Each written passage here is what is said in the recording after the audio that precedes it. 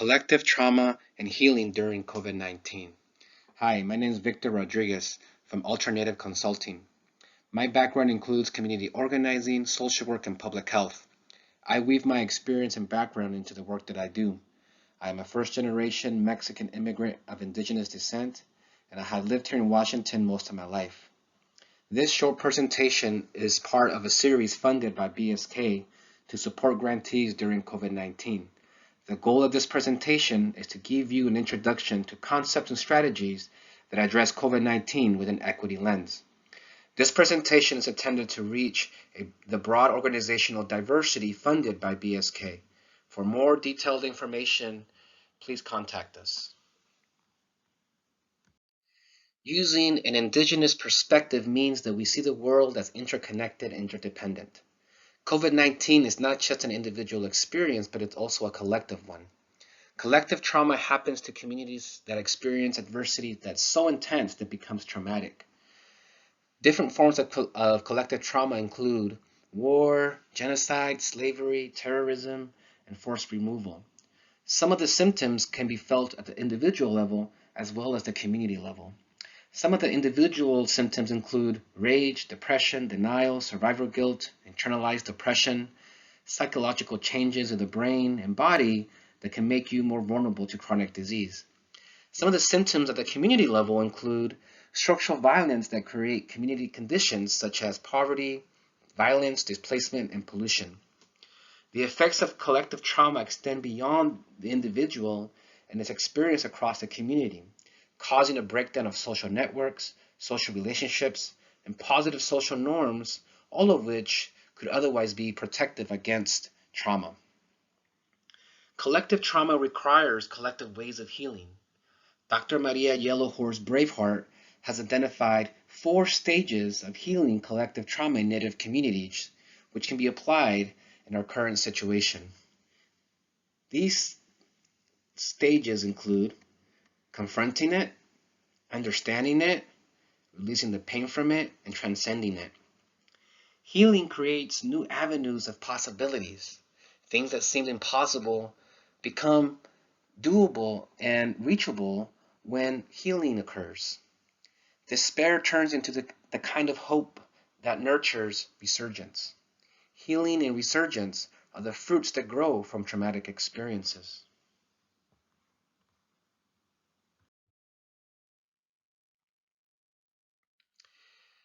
So, how do we apply this frame to our current situation? First, we must recognize that COVID-19 is a reminder that our personal well-being is deeply connected and interdependent on the well-being of the entire community. COVID-19 is not an individual experience, it's a collective one. And so now more than ever, we must resist a frame that teaches us that we're all individual and really reconnect to ways of community care, which in part means we take responsibility for protecting our elders and those that are most vulnerable and valuable members of our communities. It also means that we draw from our history of survival and timeless knowledge, and we do this by honoring our relationships to ourselves, our relationship to the medicines and knowledge, and the relationships that we have in our community. These are the things that help us not get lost or go into a spiral of fear and stress, which can actually compromise our immune systems. This is all decolonial work, getting back to the community, honoring the interdependence of all beings, and valuing the collective over our own ego. This is what it's meant when we say decolonial work.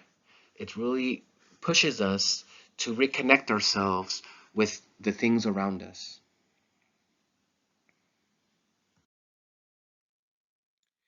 Here are some things that you could do to stay healthy.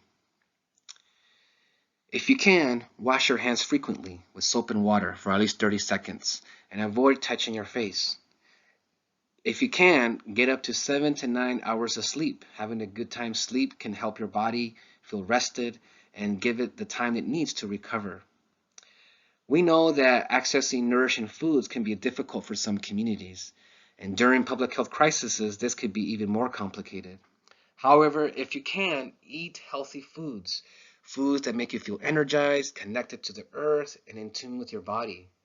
That can include eating your traditional foods or eating local foods. We all connect to our bodies and wills in different ways. You do things that make your spirit and your body feel good. Some other things you could do is spend time outside, breathe fresh air, connection to the land, your neighborhood, and the places you care about that bring you peace are all important and make you and supporting good health. Drinking water is also very important. Water is life, and we know that without water you can't live. And so drink as much water as you can, but at least 6 to 10 cups throughout the day. Silence and mindfulness could also be a very important tactic to help you manage your stress. Close your eyes, take in the sounds and smells around you, and allow your heart to fill up with gratitude, being thankful for all the emotions that stir inside you and for your life. Just listen. Listen to your heart, listen to your spirit. And love. Reach out to your community, your chosen family, and the people that you care about, and stay connected to them. Even though we can't be physically close, we could still feel connected. Whether it's calling someone, sending someone a letter, sending someone a gift, or offering a prayer for someone, or a positive thought for someone. These are all things that make you feel connected to the people that you care about. And we know that when we feel connected to those that we care about and in our community, we are healthier. But of course, it's not just about individuals as we've presented throughout this conversation. It's also about your community. And your personal health is connected to your community. And so if your community is not healthy, it'll be difficult for you to be healthy. So in addition to some of the things you can do individually, you could also do things to make your own community healthier. For example, you can implement restorative justice strategies that shift the norms around conflict resolution and healing, which makes conflict resolution more of a collective process as opposed to an individual process. You can create safe public spaces, whether it's creating parks or other open spaces. And this is critical in building community, building connections that create the foundation for a healthy community. Another thing is improving living conditions like housing and transportation. The health of you and your community is not just dependent on your individual behaviors, but it's dependent on the house that you have, your ability to get around, the jobs that you have. And so these things are also an important aspect to think about as you try to create a healthy community. Another thing to think about is social relationships, particularly across generations. As I mentioned before, relationships are, in a way, one foundational concept when we think about using an indigenous perspective.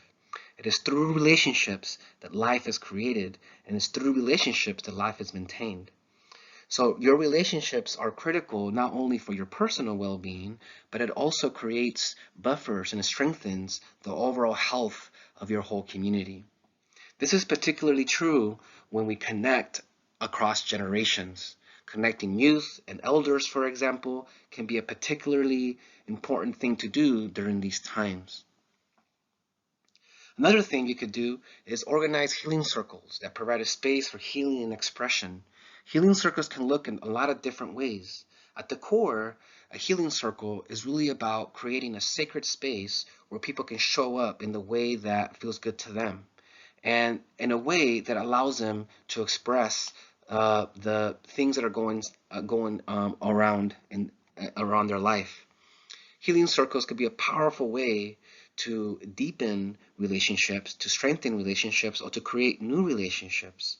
It could be a powerful way for folks to identify common struggles and possibly common ways that they can support each other. Another thing you can do is to implement community organizing that builds collective power. As I mentioned earlier, your health is not just about your individual behaviors, but it's about your access to resources and access to power.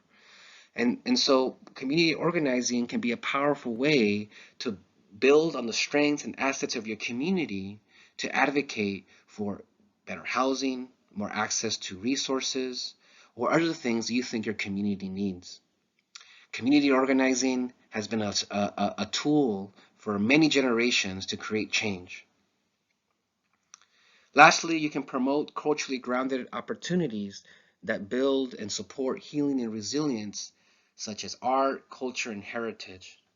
Art, culture, and heritage are powerful ways that promote healing, that promote community building, and that promote a sense of hope that is so important during these times.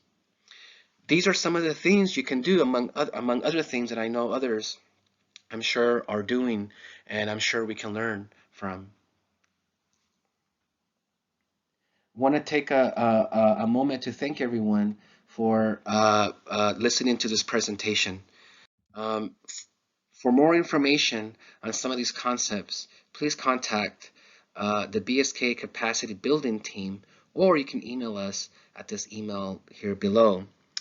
We look forward to hearing from you, and we hope that you stay safe and healthy during these times. And remember that our collective well-being is just as important as our individual well-being.